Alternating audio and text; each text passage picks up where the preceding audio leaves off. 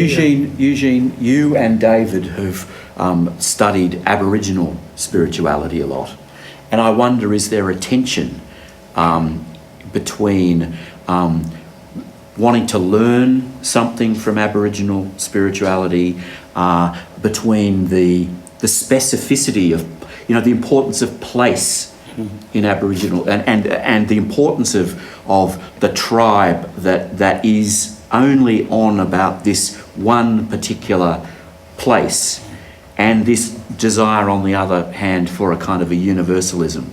It's very interesting to me that in your book, right at the very last page of your book, you warn about people feeling they can appropriate Aboriginal spirituality. I took that idea from David, actually, and I found it very wise, because at the time that I read that, I was very much involved with Aboriginal pastoral work, and I could see that this was very much a danger, that that I would take it over as something, in much the same way that you find people going off shamanism, or the American natives, for example, that they want to take on the whole thing, and it's a misplaced sentimental attitude, really. Yeah, in the sense that it's theirs, it can't be ours. That's right. And to make it ours, it means pinching it from them, to be honest.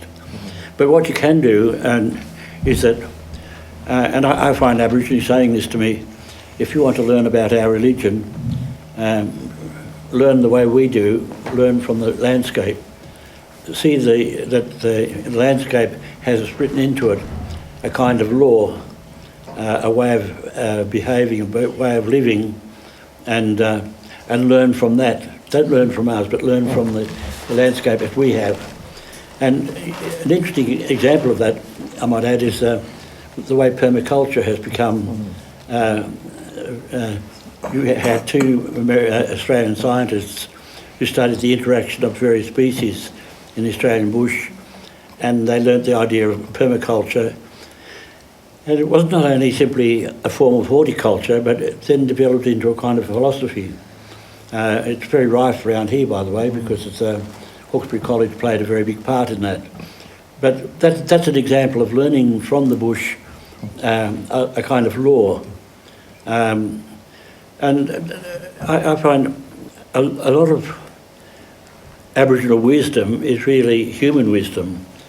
For example, mentioned earlier about the fifth commandment, thou shalt not kill. Well, now, obviously, we kill in order to eat. We kill lambs, we kill chickens, and so on. And that creates a tension for some people, the fact that we have to kill in order to survive. The Aboriginal wisdom was that all these species have their own law, and it's part of that law is what they consume. So it's part of the law of the kookaburra, for example, to kill a snake, and there's nothing wrong in that predation. Predation has to be accepted in the whole of nature, because everything is feeding on everything else. So it's part of the cycling of life. And to realise that this is the way things go, this is a law, and that each species is following its own law, I think that's a very profound wisdom in itself. Now, you don't have to be Aboriginal to subscribe to the wisdom of that. Eugene, one of the things, Stephen, that I appreciate most about Eugene's recent book is a statement where you say that what went on in Ireland when the Christians first came to Ireland, and the pilgrims and the missionaries brought Christianity to Ireland, learnt a great deal from Celtic spirituality. And your hope and vision for Australia was that Christianity in Australia might also, as happened in the which century? The 6th century in Ireland, that might happen here. And this is what brought Eugene and I together probably 25 years ago. I grew up in Alice Springs, and Eugene was the first word of wisdom I'd ever read on this, and you inspired me to start thinking about the relationship between Aboriginal spirituality and Christianity. Let me just give you an example. I live in Melbourne, and I have an international network of colleagues and friends, and they often come to the city of Melbourne and they say, can you show me somewhere here which is a shrine or some kind of symbolic place which talks about or acknowledges the integration of Christianity with Aboriginal spirituality? And the answer is none. There's none. There's no evidence that the great cathedrals of the city of Melbourne has any sense that it's actually on Aboriginal soil. So, in other words, that's an unfortunate feature, especially in Catholicism, because Catholicism, possibly much more than Protestantism, is concerned with what the bishops and the popes call enculturation. And you don't really feel that in Australia there has been much enculturation going on between Christian and Aboriginal spirituality. But when Probably I read... the great exception is the Browns and Josephs up in the in the Kimberley, who have been doing amazing things for 20 or 30 years. I'm not wishing to underplay that, but I'm saying in our big cities, the big shrines of Christianity don't actually acknowledge a place, and that's a great pity. And to me, it's a suggestion that they haven't really arrived. They haven't really. There's no grafting. There's no opening to the reign of God that Kevin was talking about earlier. The reign of God. One of my friends in Adelaide is Norman Harble, and he begins his lectures with the statement, "What was God doing in Australia before the white people arrived?" Well, that question doesn't even raise itself. Many people, we brought God here. What a hubris that is. What an unbelievable inflation of our value. Of course God was doing something here. And that, whatever God was doing here before Europeans arrived, is what we've got to get back to. And I think I found your book very, very inspirational, Eugene, because that's what you're talking about. It's a real outpouring, a connecting at the deepest, dare I say, archetypal level about where theology springs from, and yet also acknowledging difference. And again, let's not assume that in some new age idea that all things are one and all paths lead to that's all bland and cliche. But there are different wells, but as Kevin said, the water is the same. There have been probably more overtures from the Aboriginal side than from the white side. That's right. There's the famous address given by Miriam Rose Ungenmeer to Devi. That's had a profound effect on many Australians. And it's a description of an Aboriginal way of contemplation, and it probably still has to be worked through and mined. Yeah. But it was really a great breakthrough from an Aboriginal person who was born and grew up in her own country, completely absorbed Aboriginal thinking before she went to learn to be a teacher and so on. And this was her expression of what you fellows call contemplation. That's right. As it said. But as well as Miriam Rose Ungama Bauman from the Daly River in the Northern Territory, there's of course David Muljarley from the Kimberley region. He made numerous attempts, and he even became a Christian minister, because he said that he had to try and understand the white fella dreaming, as he put it. He had to understand where we were coming from. He became a Christian minister. I think a Presbyterian or something like that. And he kept saying, why are you white fellas not listening to our invitation? Eugene wrote a book some years ago, a fabulous book called The Aboriginal Gift, which was a gift to our nation, Eugene. And I still don't feel like we've accepted that gift. Aboriginal people are offering us ways into their spirituality. David Muljarley, who I knew and met and have written about extensively, kept saying, you white fellas are terrified.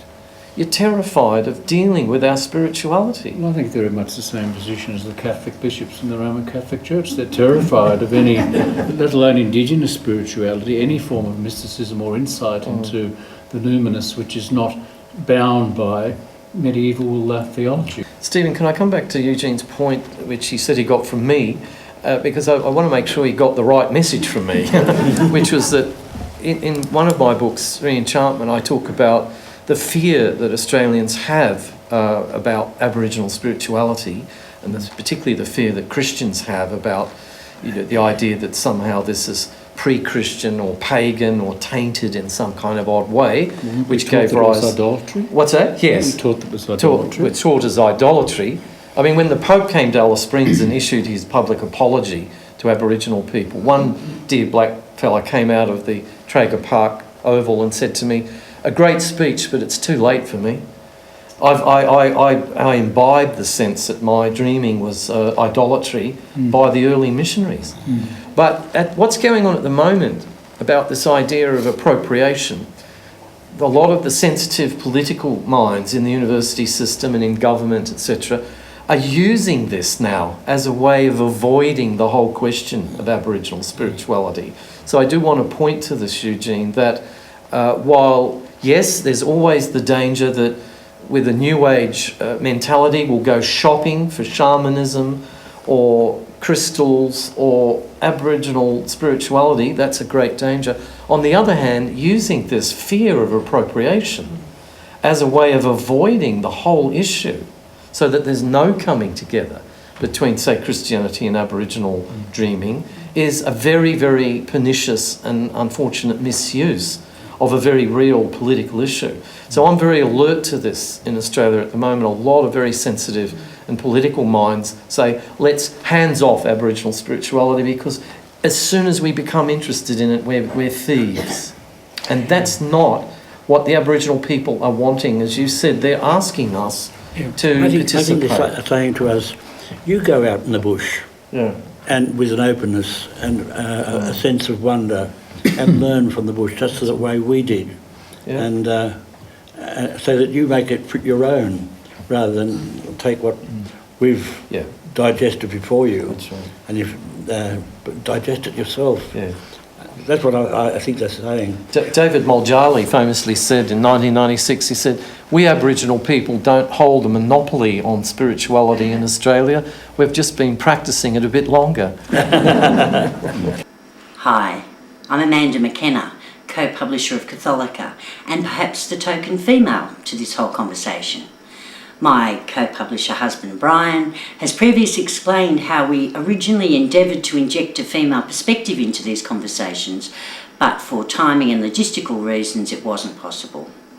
We do intend to correct that in the next exercise similar to this, that we run in a few months' time on Catholica.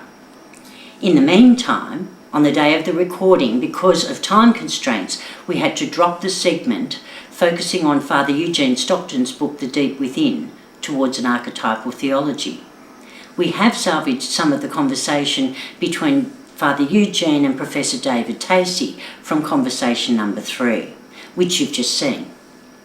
Brian and I visited with Fr Eugene in his study at Lawson on Friday the 3rd of January 2014 to record this further conversation with him. Eugene, one of the things I find deeply attractive in your book is this idea that a theology exists that transcends or even embraces all the divisions between the great religions in the world. Do I read your vision, your intention there correctly?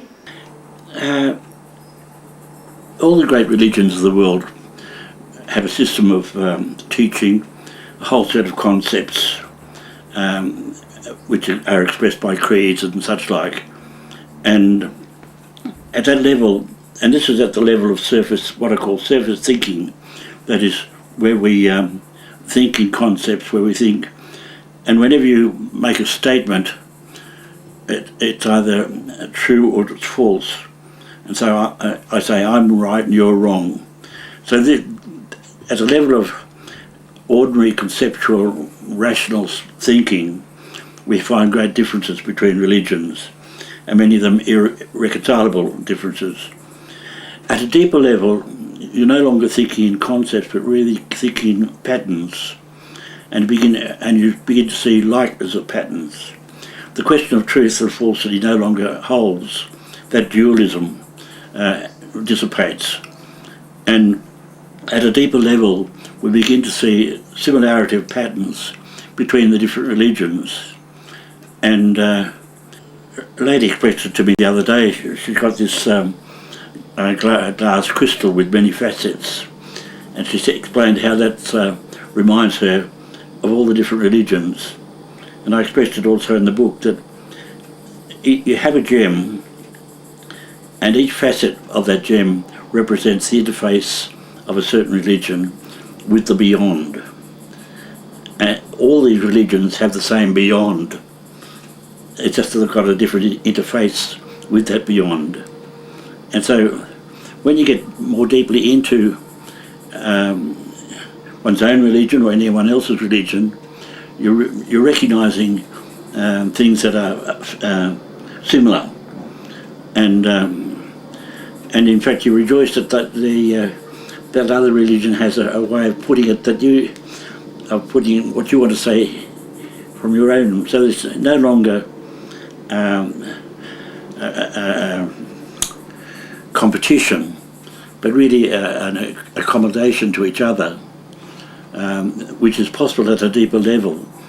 And I find very instructive, but most religions which have a depth, which go in for meditation, and contemplation, they are more likely to meld together. They recognise each other in each other, simply by going into depth. What do you mean exactly by these terms, archetypal theology or deep consciousness? The crux of what I'm talking about with archetypal or thinking, or better still, deep consciousness. Now, psychologists speak about the unconscious or the subconscious, by which they seem to say that there's a discontinuity between the way we think on the surface and something else.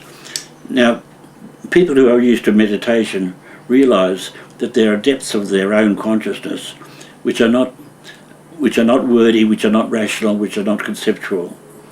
And the more you get used to this, the more the deeper levels come alive. Now, our ordinary way of thinking is what I portray here as surface consciousness. We think in concepts, we express it in words, and our typical statement is A is B. We identify subject and predicate. That's the typical thing. But as you get more used to the deeper levels, you realise that you're not dealing in concepts or even rationality. You're dealing with patterns. You recognise patterns. This is one of the most extraordinary things that human beings can do, by the way, is the way we recognise patterns and the similarity between patterns. Actually this is being explored with fractal geometry, by the way. Now at a deeper level, as I say, you're seeing patterns, and the typical statement now becomes A is like B. And notice when you say A is like B, there's no longer a question of truth or falsity. The dualism that exists on the surface is not present at a deeper level. And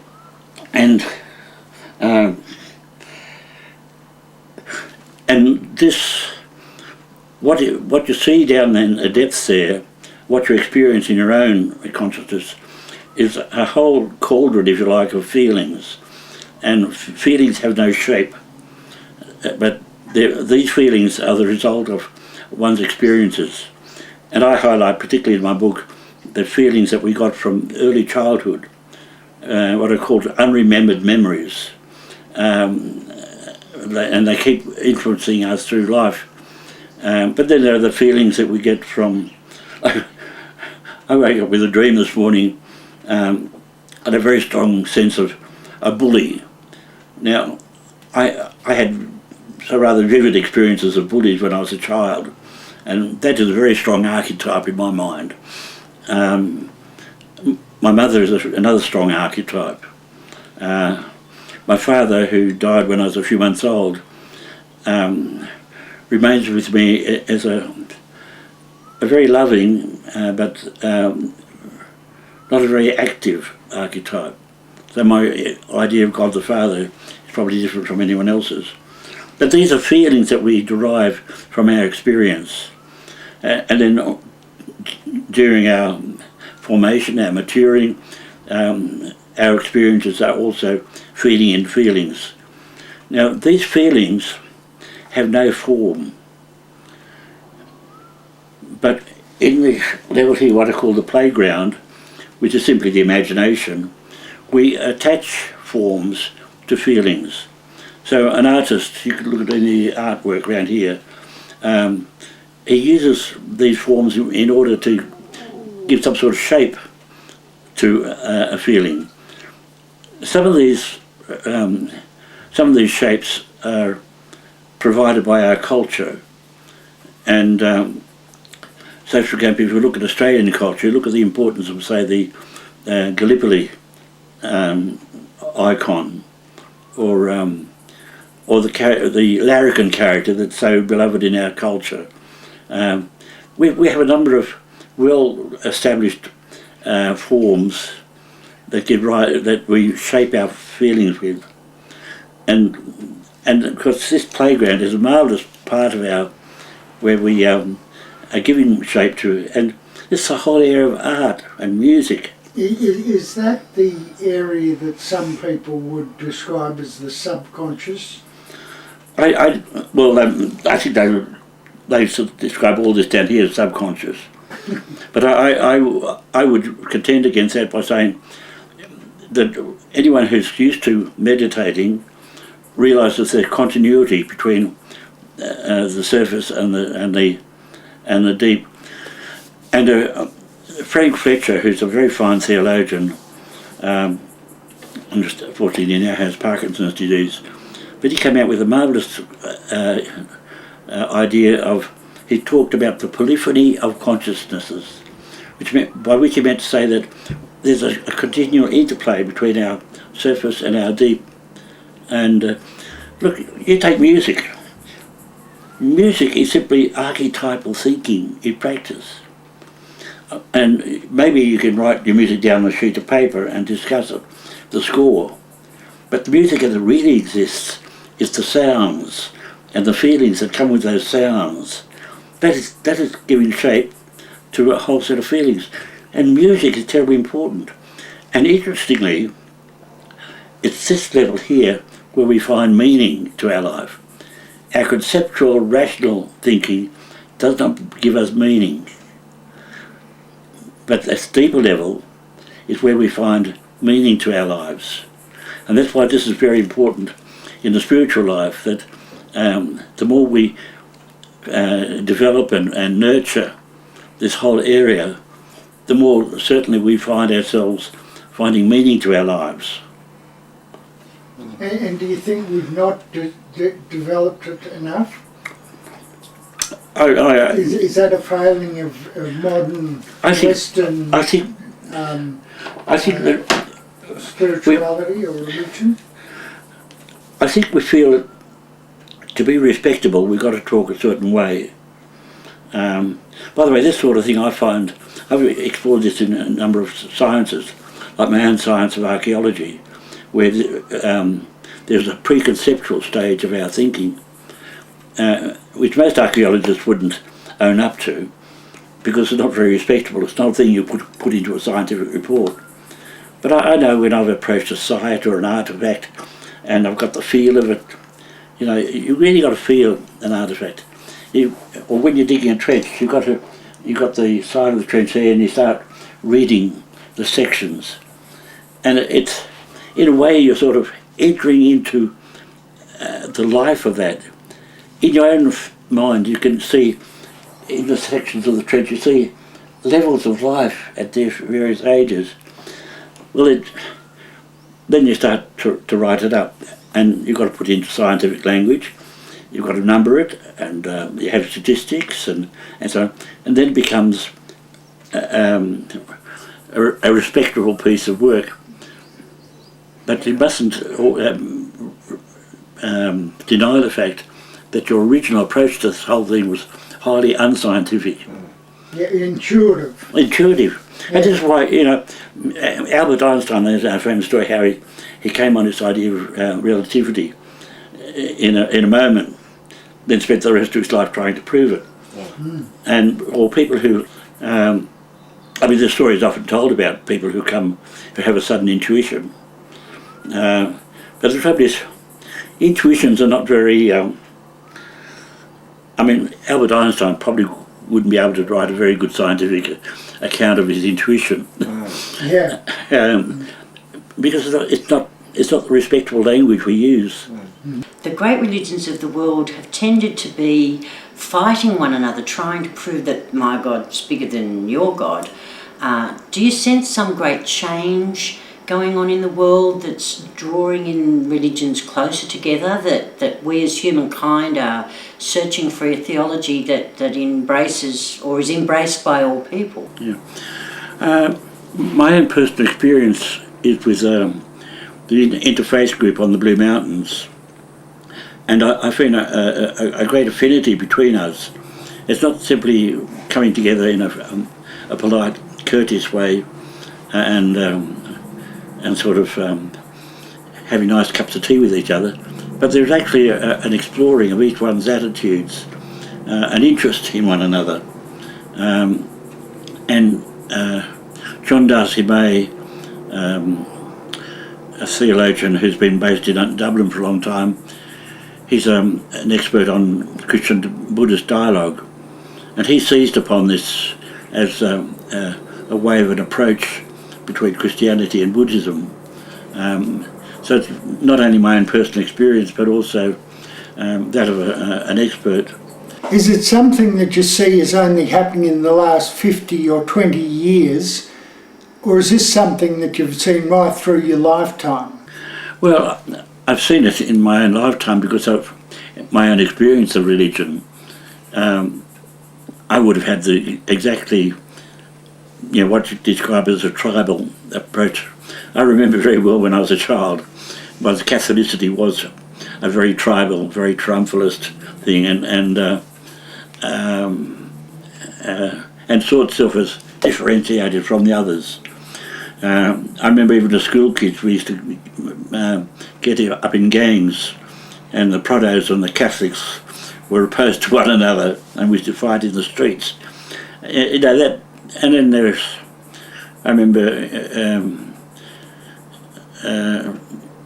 shortly after ordination, sectarianism was very strong in Australia.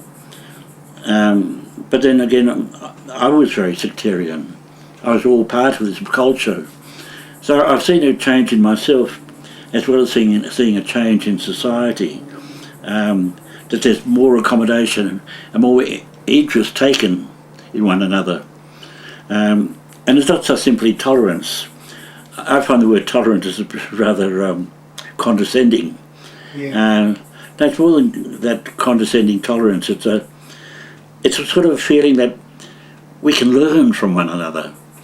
So, for example, I can learn about meditation from Buddhists. I can learn about mindfulness and compassion.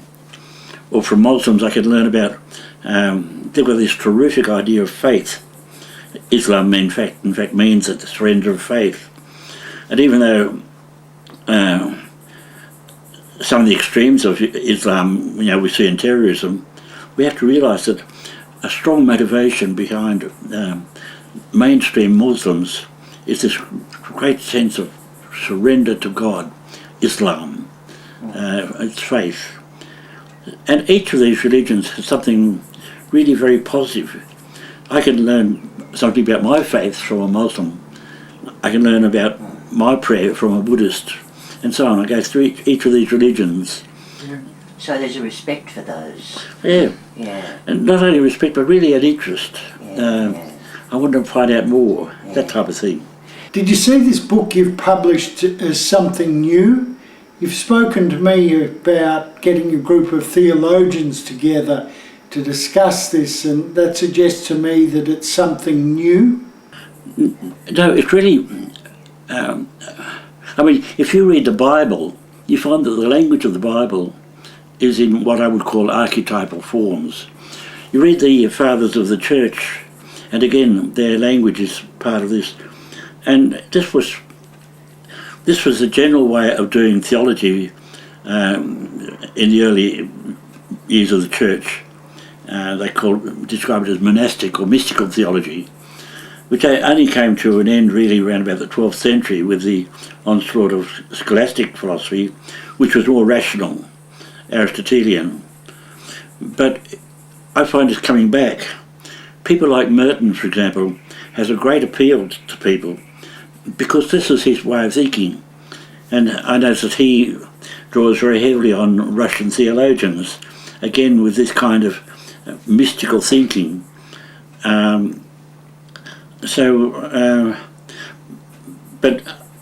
what I'd like to do is to explore this deeper level of thinking more closely, see how it works, see what its rules are and its procedures, and see how we can make use of it in our religious expression. So I feel it's a very fertile field for theologians to get together and explore further. I feel I might have made a beginning, but it's only a beginning. I feel there's a whole lot more. What are the obstacles in Australia to that happening? It's very hard to get theologians together. But this is actually happening in all academic fields. You know, our professional theologians, like professionals in other fields, they're employed at universities, they've got an overload of students, an overload of assignments, tutorials, and they all say, I don't have time to do research anymore. So that is the state of in Australia at the moment, that it's very hard to get people who are able to sit down and start researching and discussing and taking it deeply. Do you also see this being a reluctance to speak publicly outside the official dogma? And is this perhaps opening up under Pope Francis? It's going to get a lot easier for them. I don't think it has anything to do with a dogma or doctrine, particularly as our sources of revelation are all expressed in this way. You know, but the reluctance I would see is it's difficult even for an academic to move into a new field. It's outside of a comfort zone, if you like. Yeah. And I find there are theologians that say, yes, all very interesting, but that sort of feeling that they're not accustomed to this way of thinking. And I would dearly love to see the situation where, you know, a number of us could start exploring further and further. I can only go so far on my own, as I've only made a beginning. Yeah. The deep within is only a beginning of this sort of thing. But I think it'd be very fruitful. And I say particularly in this area, in Australia, where we have still got to come to terms with Aboriginal spirituality. I wrote a book on this called The Aboriginal Gift, and it also was only a beginning. But I think to really understand Aboriginal thinking and let their thinking have a real influence on us, we have to go to a deeper level of thinking and engage them at a level in which they are accustomed to thinking. Because I think that, particularly in their traditional life, that they are living in this sort of mythical world, if you like, or archetypal world all the time. But if we came to grips with that, I think we would find that there's a real dialogue here. Peter Newell wrote about the Christianity in Ireland, how it started by monks arriving in Ireland and having dialogue with the Druids, who were mystics in an animistic sense, and they realised that they had a lot in common, and that gave rise then to the peculiar thing that we call Celtic spirituality. That was a very fruitful interaction between Christians and non-Christians.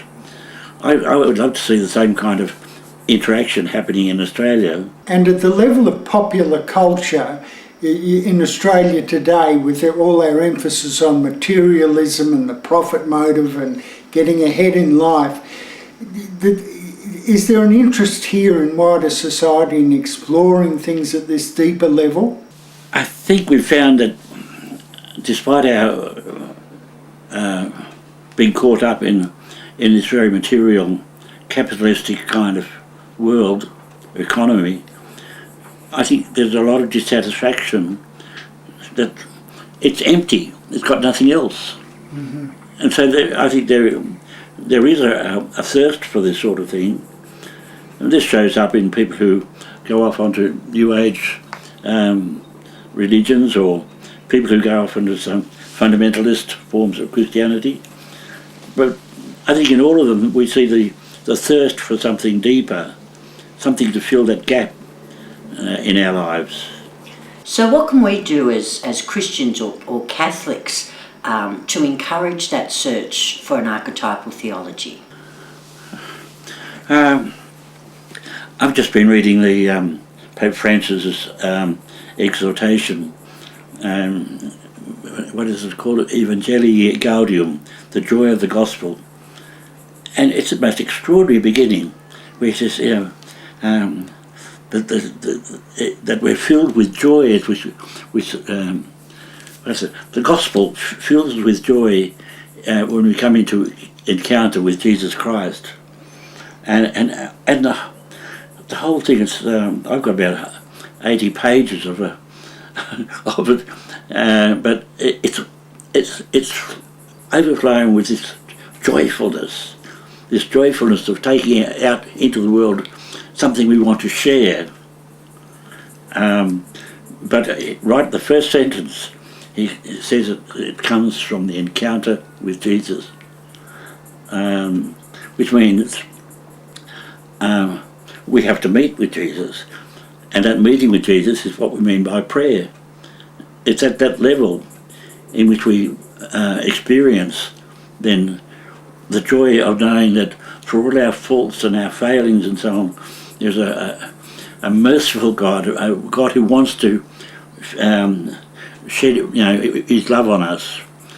And Pope Francis, in many of his statements and in many of his actions, is portraying this joyfulness that comes from realising that this God is merciful. This God wants to overlook all the odd things we've done, and just to pour out his love on us, and through Jesus. Eugene, you've been reading the responses to that conversation 4, and as you said to us a little while ago, that it's negative. Like I think you were saying, some of the responses. Now, here you have very senior people. They're not kids. They're in their 80s, some in their 60s, who've been faithful Catholics, who spend lifetime, brought up families. Some were even priests, and they're past it, and they're writing that they don't find that joy and excitement in the story anymore. Yeah. Why has that happened? Well, I can understand resentment in anyone who's been badly hurt, or resentment who's been in a person who's been disappointed. Many of these people were people of high idealism to start off with, and an idealistic person does run into that danger. Once the ideal seems to shatter, everything falls apart, and so what is left then is simply a kind of a bitchiness, and it's often very hard to get over that, because whatever you say or do is seen in terms of the very things that they're resenting. For example, I might go out to them with all the gush of a charismatic, and of course that just raises a very cynical comment because they do put up a barrier. I made a study of victims because I'm working with Aboriginal people, and this is a problem that many of them feel victims. Now, one of the problems about a victim is not only do they feel as if they've been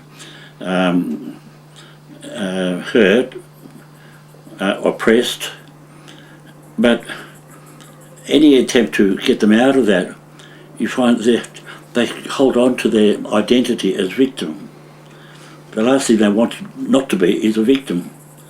It's a peculiar thing in human nature that people who have been, who are victims of abuse or whatever, cling on to that as part of their identity. Mm-hmm. And the whole of what you're trying to do is to get the victim to feel that they can become victor. And this is the whole mystery of the crucifixion. Jesus died on the cross a victim, but he rose a victor. And that's the importance of the Paschal mystery in all of this. It's only one aspect, of course, but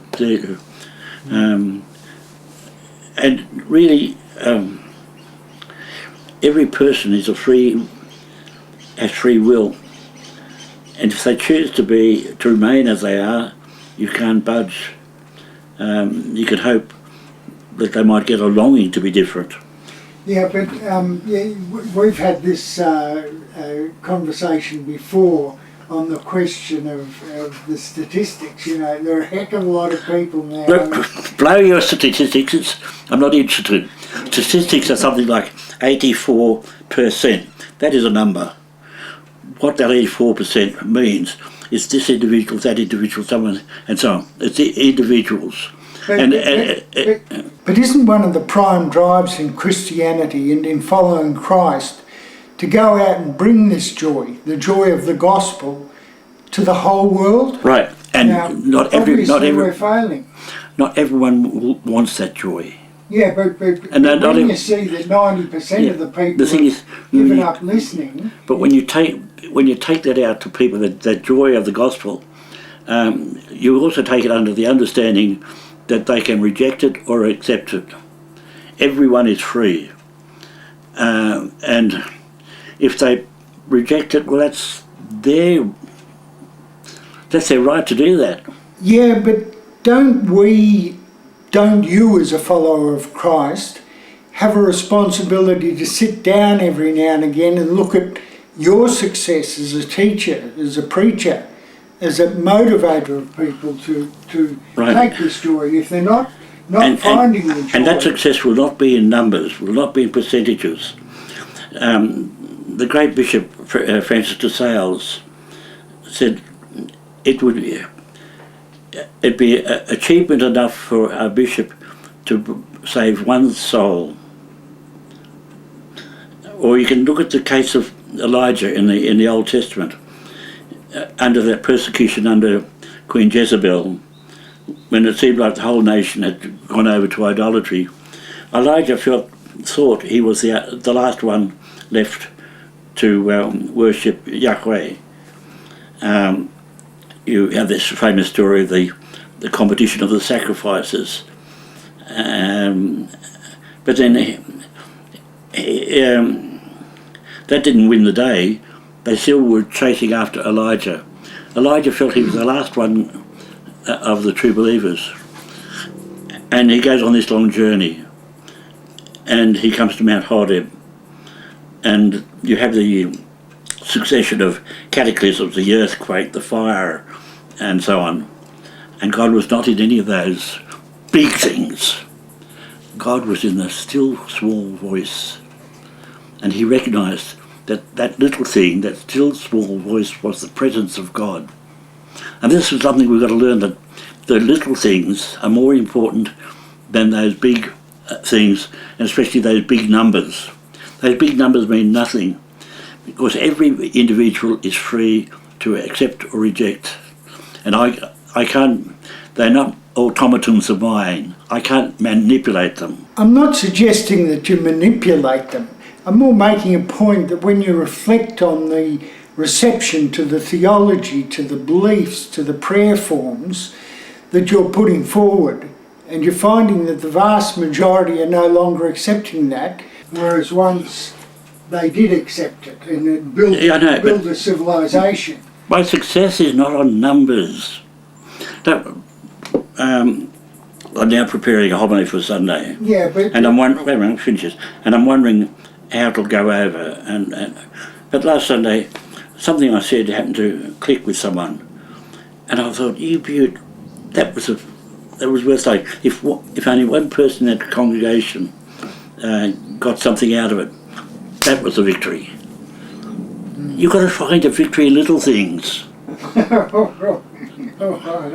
I hear what you're saying. Well, that's a very victorious comment, I think, to finish on. Thank you for watching this interview and for the contributions you've been making to the wider conversation on our forum. Next week we'll present the final conversation we recorded on the 17th of November, facilitated by Stephen Crittenden with all of our panellists. The focus of this final conversation is in the ideas being explored by Peter Todd and Professor David Tacey in their books on the relationship between spirituality and our mental and physical health. This is a conversation not to be missed, as in many ways it intersects most practically with our everyday lives.